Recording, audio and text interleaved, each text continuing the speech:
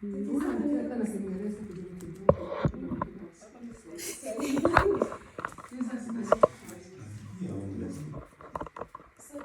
neno kusikia ni sauti. Ukisikia kwa sauti neno kusikia ni sauti ambayo inakujia ndani ya nini? Ya masikio yako. So sauti, kama unasikia sauti ya Mungu na kama hujaielewa ina kiburi. So kusikia ni nini? Kusikia ni kutii sauti ya Mungu.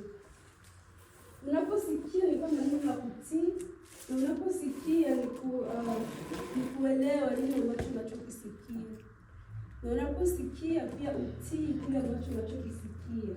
Kwa sababu inawezekana ukasikia lakini usitii. Amen. Amen. Unaweza ukasikia na usitii, na inawezekana ukasikia na usielewe. Kwa hiyo tena kusikia ni kama vile kuelewa. Unaposikia kama kuelewa ni bure. Na hapa ndipo Adamu na Eva walikwenda kufanya nini? Walikwenda kuanguka kwa ajili ya kuweza kusikia sauti ya Mungu. Bwana Yesu asifiwe. Amen. Adamu angekuwa hapa angesikia. Angesikia hivi kisauti niko na sura kingine. Mungu angetusaidia siku ya leo asingeweza kuamua. Kwa sababu Adamu alikwenda kusikia sauti ya Mungu lakini hakutii sauti ya Mungu. Na wala kuweza kunini? Hakuweza kuitilia makini ile sauti ya Mungu ndio kwa maana nilikuwa. Bwana asifiwe. Ukisoma katika kitabu cha Mwanzo sura ya 2 mstari wake wa 16 hadi 17. Hapo tutaenda kukutana na maelekezo ambayo Mungu alikwenda kumwambia Adamu. Bwana asifiwe. Tusome katika kitabu cha Mwanzo. Mwanzo sura ya 2 mstari wa 16 hadi 17. Tunasoma Mwanzo sura ya 2 mstari wa 16 mpaka 17. Tunasoma kwa utukufu wa Mungu. Akamwambia mwanamke, hakika nitakuzidishia uchungu wako na kuzaa kwako kwa utungu utazaa watoto. Mwanzo sura ya 2. Bwana Mungu akamwambia huyu mtu akisema, matunda ya anasema 2:16. Anasema Bwana Mungu akamwambia huyu mtu akisema,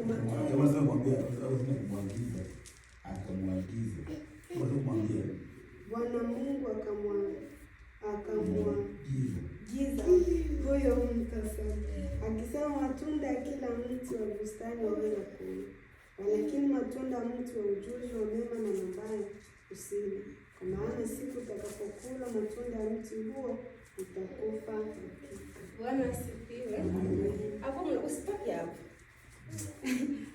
Hapo utakwenda kusikia jinsi ambavyo Mungu alikuwa anakwenda kumwambia yule mtu hapo alikuwa ni Adamu. Mungu alikuwa kwenda kumwambia Adamu, usili katika bustani ile ile Edeni kulikuwa matunda ya mengi, kulikuwa miti za mengi. Akamwambia katika yote matunda yote, miti yote, matunda yote ya mti unaweza kula, lakini usile matunda ya nini? Ya mti wa mema na mabaya. Adamu alisikiliza ile sauti ya Mungu. Alisikia kabisa, lakini hakuweza kulitilia maanani, hakuweza kufanya nini? Hakuweza kutii sauti ya Mungu. Na wala pengine hakuweza kuelewa Mungu alikuwa anamwambia nini. Ndio alisema hivi. Kisoma katika kitabu hicho cha Mwanzo sura ya 3 mstari wake wa kwanza pale. Mstari wa kwanza hadi wa 2 utakwenda kusikia nini? Jinsi ambavyo shetani na Eva kisa walikuwa wanaenda kujadiliana. Hapo ndipo ambapo tutakwenda kusikia, je, Adamu alisikiliza sauti ya Mungu ama hakuweza kusikiliza sauti ya Mungu? Basi tunasoma kitabu cha Mwanzo sura ya 3 mstari wa kwanza. Nasema, basi nyoka alikuwa mwerevu kuliko wanyama wote wa mwitu aliowafanya Bwana Mungu. Akamwambia mwanamke, ati hivi ndivyo alivyosema Mungu, msile matunda ya miti yote ya bustani? Sasa shetani alikuwa anataka kuhakikisha, je, hawa watu walisikia sauti ya Mungu? Hawa watu walikuwa wanapata maelekezo ambayo Mungu aliwapashia? Akakuja kwa swali, Kama jinsi ambavyo walimu wetu wanakuwa wanatufundisha swali, wanatufundisha kwenye masomo, kisha baadaye atakukuja na swali ili ajue kama ulielewa nini ambacho nilikuwa nakufundisha. Sasa kipindi kama shetani, Mungu ashamwambia Adamu. Sasa shetani sasa akabidi sasa kuja kumjaribu huko Eva. Akia kusikia, ndio maana alikuja pale na swali, je, hivi ndivyo Mungu alikwenda kuniambia msile matunda haya ya mti wa bustani? Kwa sababu hapo shetani alikuja na swali la kutokula matunda yote. Yaani alikuja hapo kwa swali la upelelezi. Je, hao watu walisikia kile shetani Mungu alikwenda kusema au hawakwenda kusikia? Nasema mwanamke akamwambia nyoka, matunda ya miti ya bustani twaweza kula. Akamwambia nyoka. Mwanamke akamjibu akamwambia, hapana, Mungu alisema matunda yote ya bustani tunaweza tukala. Lakini matunda ya mti ulio katikati ya bustani. Mungu hapo kwanza. Hapo akamwambia hivi, matunda yote tunaweza kula, lakini matunda yuko katikati ya mti wa bustani. Hapo Mungu hakuenda kumwambia Adamu ya kwamba msili matunda ya katikati. Katika kile kitabu tulisikia pasi Mungu alimwambia Adamu ya kwamba usikuli matunda katikati. Hapana, Mungu hakwenda kusema hata Adamu usikuli matunda ya katikati. Bali shetani hapo Eva ndiye alipokwenda kumwambia shetani ya kwamba msikuli matunda ya nini? Ya katikati. Hiyo inamaanisha kwamba hawakuweza kusikia sauti ya Mungu na wala hawakuweza kutii sauti ya Mungu. Kwa sababu wangesikia sauti ya Mungu, Eva angekwenda kumwambia shetani. Hapo shetani akajua hawa watu hawajasikia sauti ya Mungu, na kama walisikia basi hawakuelewa sauti ya Mungu. Anasema msiale wala msiaguse. Tena akazidisha akasema msiale wala msiaguse. Hapo Mungu akumwambia Adamu ya kwamba msiaguse yale matunda ya nini? Ya mti wa mema na mabaya. Msiaguse. Hapo inaonyesha kwamba huyu Adamu hakuweza kumwelewa Mungu nini ambacho ni nini Mungu alichosema, na ndio maana walikwenda kuanguka. Lakini Adamu angeweza kusikiliza sauti ya Mungu, labda leo tulikuwa tunazungumzia kusikiliza. Lakini kwa sababu hakuwa makini na kusikia ile sauti ya Mungu, shetani akasema, kumbe hawa watu hawakuelewa nini ambacho Mungu alichosema. Kwa sababu katika kile kitabu cha Mwanzo sura ya 2 mstari wa 16 hakusema eti Adamu msikuli matunda ya mti wa bustani wala msiaguse. Mungu hakusema hivyo. Alisema tu msikuli matunda ya mti wa bustani. Msikuli matunda ya ujuzi wa mema na mabaya, kwa sababu mkikula mtakufa hakika. Sasa huko Eva akafikia kumwambia shetani yake. Sasa hiyo hapo ndio ikakuwa sapigo ya shetani kumfanya nini? Kumfundisha sasa Eva yake, kwa sababu Yesu akusikia sauti ya Mungu, akakwenda sasa kusikia sauti ya shetani. Bwana Yesu asifiwe. Na sisi pengine katika maisha yetu kunaweza kukuja na sauti nyingi sana. Unaweza kukuja na sauti mingi sana, na katika zote sauti tuweze kujua ni sauti gani ambayo inasema na sisi. Bwana asifiwe. Amen. Jina la Bwana libarikiwe. Amen. Biblia nilisoma hapo nilicheka sana akasema kumbe ndio hivi, mbona sikuwa najua zamani. Lakini pale wakati tunaporudi Biblia tutakwenda kupata pia na ufahamu. So tunakwenda kujua njia Mungu anatumia kusema na sisi. Ni njia gani ambayo Mungu anatumia kusema na sisi? Sisi kama vile wa Kristo, Mungu anatamani kusema na sisi siku zote za maisha yetu. Mungu anapenda kusema na sisi ili atuongoze. Mungu anatamani kusema na sisi ili atufundishe. Na Mungu anatamani kusema na sisi ili atufanye nini?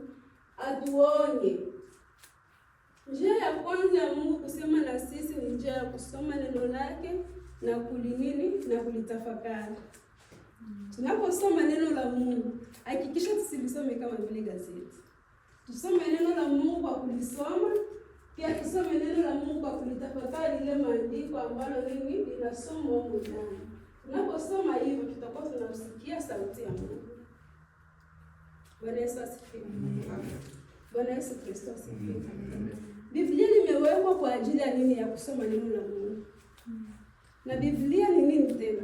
Biblia ni neno ambalo lililoandikwa ili Mungu aweze kusema na sisi. Amen. Amen. Tukisoma kitabu cha Timotheo wa pili sura yake ya 3 mstari wa 16 hadi 17. Timotheo wa pili sura yake ya 3 mstari wa 17. Tunasoma kwa jina la Yesu Kristo. Nasema ili mtu wa Mungu awe kamili, amekamilishwa apate kutenda kila tendo jema. Tunaendelea. Mstari wa sura na kuagiza mbele za Mungu na mbele za Kristo. Na pala Timotheo wa pili.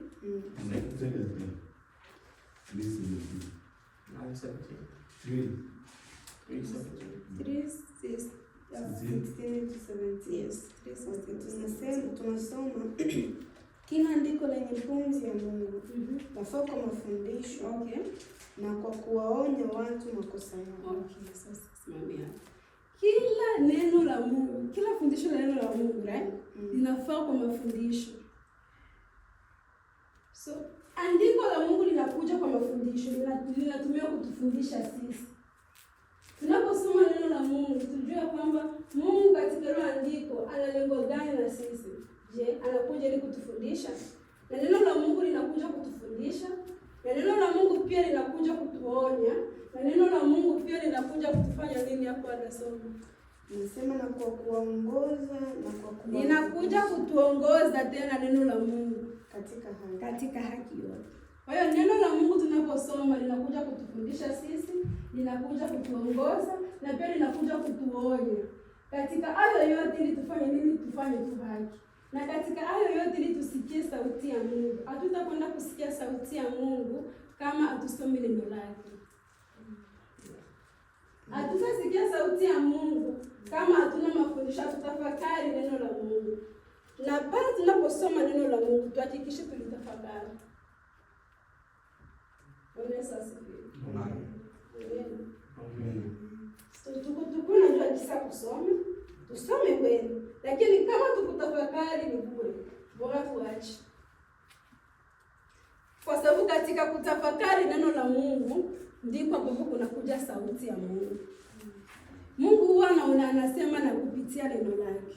Mungu hatasema kupitia neno lingine, lakini Mungu atasema kupitia ile neno lake lile wewe ulilolisoma. Ile neno lake ambalo wewe unalolijua. Ndipo atakuja kujifunua sasa katika maisha yako. Ndipo atakuja kusema na wewe. Watu wengine tunasema hatusikii sauti ya Mungu. Hatusikii sauti ya Mungu. Hii ni njia ya kwanza wewe kusoma neno, ukisoma neno na kutafakari neno lake, Mungu atakwenda kusema na wewe tu. Twende kwa njia ya pili ya kusikia sauti ya Mungu. Nitasema ziko njia, mimi nitasema njia 4 au njia 5 za kusikia sauti ya Mungu. So njia ya kwanza tulisema ni kusoma neno lake na kulitafakari. Lakini njia ya pili ni amani ya Mungu. Mungu anasema pia na sisi kupitia amani. Mungu anasema na sisi kupitia amani ndani ya moyo wetu. Tukikuwa na amani ndani ya moyo wetu, Mungu atasema na sisi. Pia Mungu anatumia amani ndani ya moyo wetu ili kusema na sisi katika jambo fulani. Bwana Yesu Kristo asifiwe. Amen. Sasa naelewa. So kupitia amani ya moyo, tuende kwa mfano hapo sasa nitoe mfano. Let's say like tunafikiria kufanya labda kazi fulani. Tunasema labda chakula niende kwa kazi siku ya leo. Lakini ndani ya moyo wako unakosa amani. Unakosa amani. Kila saa ukitaka kwenda kwa kazi, unachukua kabisa begi kabisa hapa leo niende kwa kazi. Lakini amani ndani ya moyo wako unakosekana. Unakosa amani kabisa. Hiyo ni ishara ambayo Mungu anakuambia labda usiende katika hiyo kazi siku ya leo, kwa sababu kuna madhara ambayo utaweza ukapata. Aidha Mungu anakusemesha na wewe pia kupitia, unajisikia tu ndani ya moyo wako, inapana kukataza, usifanye hivi, usifanye hivi, usifanye hivi. Mungu hapo anasema na wewe. Pia na Mungu anaweza akasema na wewe kupitia mahitaji yako ambayo uko naiomba. Unasikia uko naomba, unasikia tu amani ya Mungu ndani yako. Unakuwa tunasikia amani, unasema naomba lakini nasikia amani sana ndani yako. Ndani yangu ujue kwamba Mungu anasema na kupitia ile amani ambayo uko nayo. Nisome katika kitabu cha Wafilipi sura ya 4 mstari wa 7. Wafilipi sura ya 4 mstari wa 7. Tunasoma tena.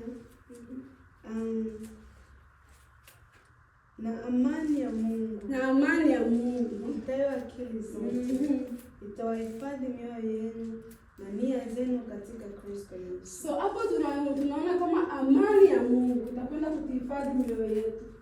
Tunapokuwa na amani ndani yetu, Mungu anasema unapata.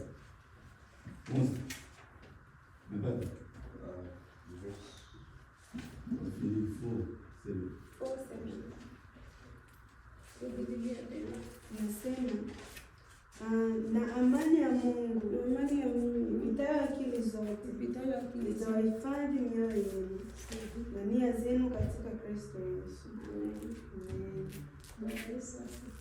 Amen. So twende kwa njia ya pili, njia ya tatu ya kusikia sauti ya Mungu. Ni njia gani ambayo unaweza pia kusikia sauti ya Mungu? Katika kufunga na kuomba. Tunapofunga tunajinyima kwanza nini? Starehe zingine zote. Wengine wanajinyima kula, lakini wengine pia wanajinyima kufanya mambo yao yote. Wanakaa tu fasi ya utulivu, wanamuomba Mungu. Na pale tunapofunga tuhakikishe tuombe. Kuna watu wengine wanafunga lakini hawaombi. Wanasema mimi niko kukifunga, lakini wanatumia simu zao. Kifungo bila maombi haiendi. Na kifungo bila neno la Mungu haiko kabisa. Unapofunga hakikisha upate muda wa kuomba. Amen. Kwa mtu mmoja ananiambia sema anafunga lakini sometimes wakati anapata muda wa kuomba. Sasa utafunga aje wakati upate muda wa kuomba? Unaweza tu kwa kwenye kifungo nasema leo nafunga leo. Lakini muda wewe kupata muda kuomba leo funga kwa ni kama vile ni muda. Lakini hakikisha pale unapofunga na ukuwe na muda wa kuomba. So unapofunga muda wako na Mungu hakikisha wewe pasa utulivu. Kuna watu wengine tunafunga lakini tunapasa utulivu, muziki, alikwenda kalirudi. Hapana, afunga na uombe kwa pasi uko nafasi ya utulivu. Ujipashie muda wako kumuomba Mungu. Mungu anasema na sisi kupitia mfungo pia. Mungu anasema na sisi kupitia ile maombi ambayo tunayomuomba, kwa sababu Mungu anaonekana kwa nini? Kwa neno lake. Soma ada kitabu cha Yeremia sura ya 23, sura 33 mstari wake wa 5.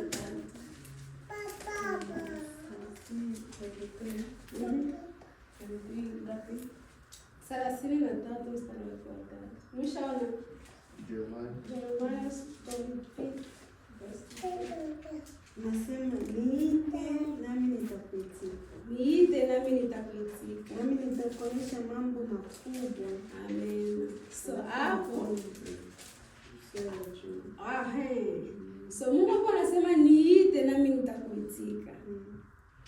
Utafanyaje? Au utakwenda kumuita tu Mungu sema ni Mungu kuya. Hapo kwanza utamuomba Mungu, unamwambia Mungu. Mungu atakwenda kukusikia. Kwa sababu sasa alisema tuombe. Na tunapoomba tunahakikisha tunasikia sauti ya Mungu. Tunaomba maombi ambayo Mungu anasema. Hakikisha unasema na Mungu. Sisi leo napenda useme na Mungu, umuite Mungu na Mungu pia na akuitike. Kwa sababu Mungu yeye sio kiziwi, alituahidi niite nami nitakuitikia. Katika kile kitabu cha Yeremia, kitabu cha Isaya sura ya 1 mstari wa 18, anasema njooni tusemezane. Uko naona? Hapo kusemezana ni nini? Wewe unasema na mimi nasema. Wewe unasema na mimi nasema. Hapo ndio kusemezana. tunaongea, huyu anaongea na mwingine anaongea. Sasa pale ambapo tunapoomba na tusikie sauti ya Mungu, tusichunguze maombi yetu, kwa sababu Yesu alisema njooni tusemezane. Tuna uhakika wa kuomba na Mungu pia anasema. Tuko tunaomba maombi ya Mungu anasema na sisi. Tuko tunasikia sauti ya Mungu katika maombi yetu. Kama jinsi ambavyo kitabu cha Yeremia kinatoka kusema niite na mimi pia nitakuitikia, na atatuonesha mambo makuu na makubwa tusiyoyafahamu. Yote inakuja katika kuomba.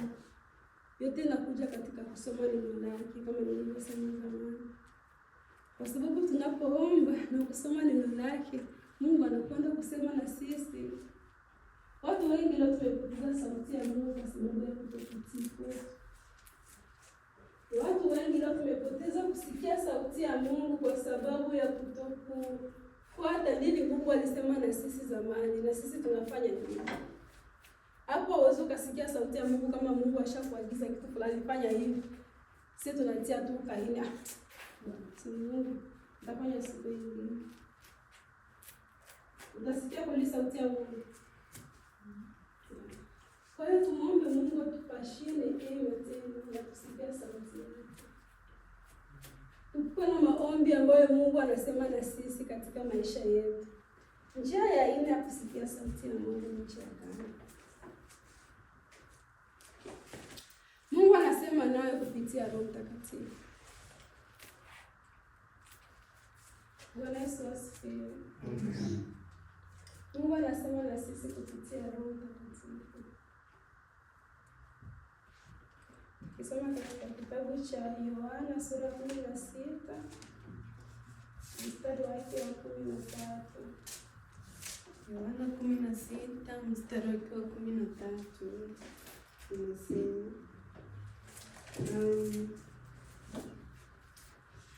lakini yeye atakapokuja huyo Roho wa kweli atawaongoza watie kwenye kweli. So Roho Mtakatifu akikuwa ndani yetu atakwenda kutuongoza. Umepata?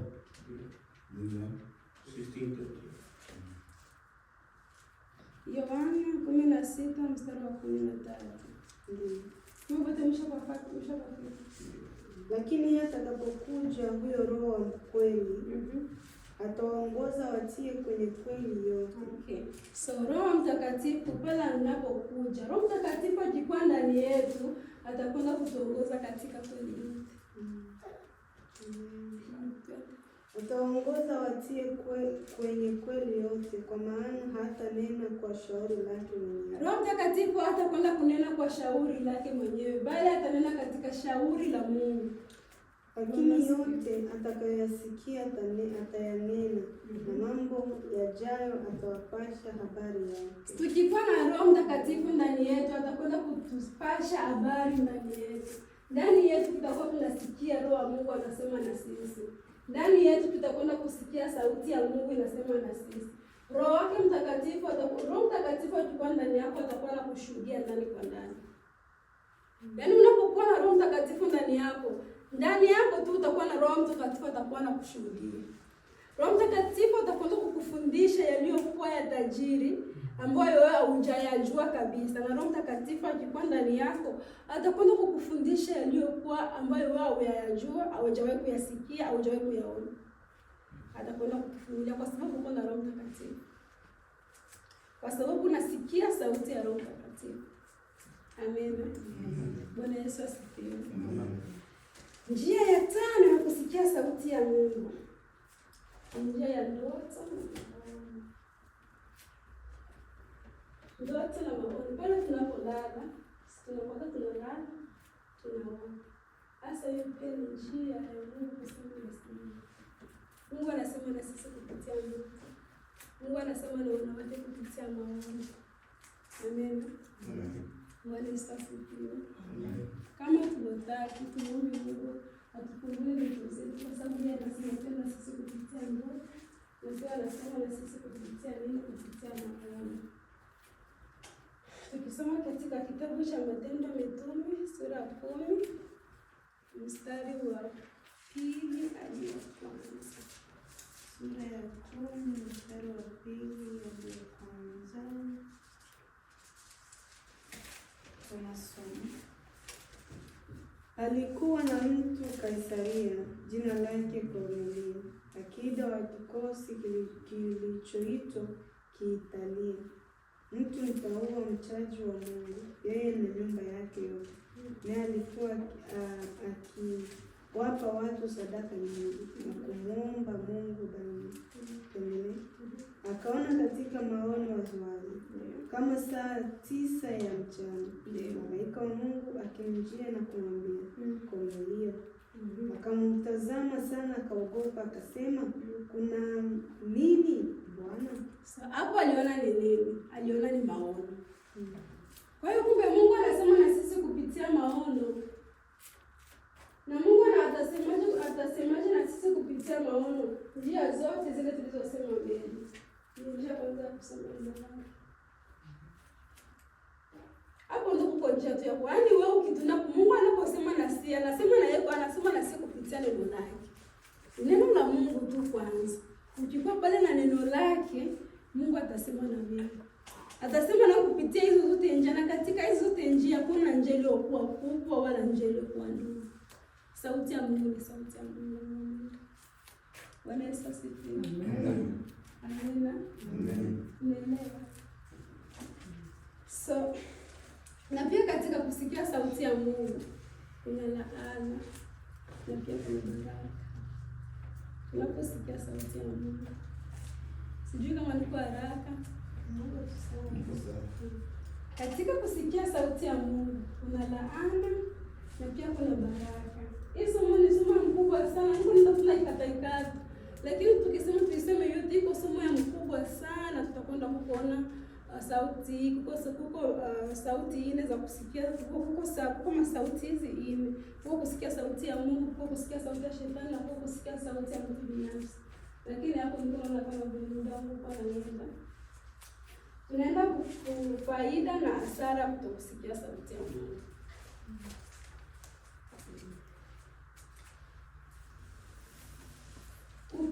Tunaposikia sauti ya Mungu, right? Ujue kama kuko faida yake. Na kama tusikie sauti ya Mungu, tujue kama kuko hasara kutokusikia sauti ya Mungu. Pengine Mungu alisema na sisi tukiweza kumsikia. Na pengine Mungu iko anasema na sisi tulikwenda kusikia. Bwana asifiwe. Na ile kwenda kusikia sauti ya Mungu mwenyewe utakuwa tunaona mabadiliko. Utakuwa unaona tu kama unazidi kubarikiwa katika maisha yako. Kwa sababu unasikia sauti ya Mungu. Kwa sababu kuna tii sauti ya Mungu. Lakini pia kuko laana kutokusikia sauti ya Mungu. Utaona mambo yako yote haienzi. Mambo yako yote haienzi. Unamwona nani ule ndugu yake Kaini. Kaini Mungu alikwenda kusema na yeye, lakini hakuweza kusikia sauti ya Mungu. Kaini Mungu alikwenda kumsemesha kabisa, lakini Kaini hakuweza kusikiliza Mungu anamwambia nini. Alisikia lakini hakuweza kutii Mungu alichomwambia. So ni kitabu cha Mwanzo na Mwanzo ile mstari wa 6 nadhani.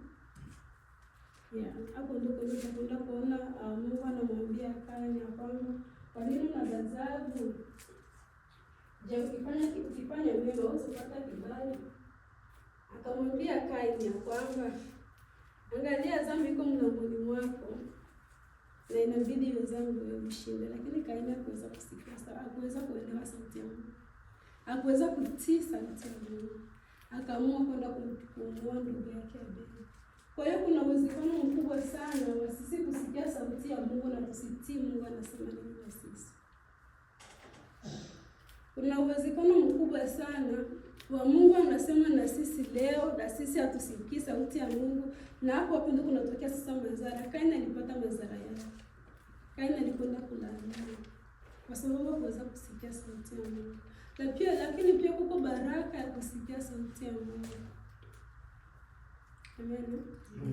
Tusome katika kitabu cha Kumbukumbu la Torati. Kusikia sauti ya Mungu kuko baraka gani? 28 mstari wa 1.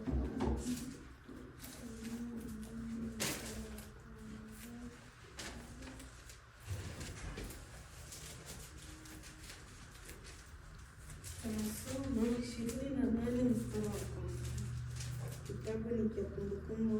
la Torati. Inasema, itakuwa utakaposikia sauti ya Bwana Mungu wako kwa bidii kutunza kuyafanya maagizo yake. Umesikia? Kumbukumbu la Torati.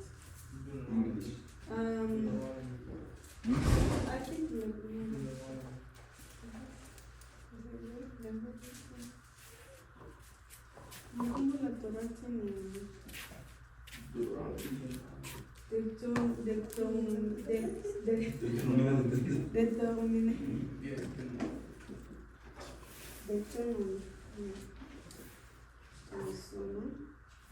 Kumbukumbu la Torati sura 20.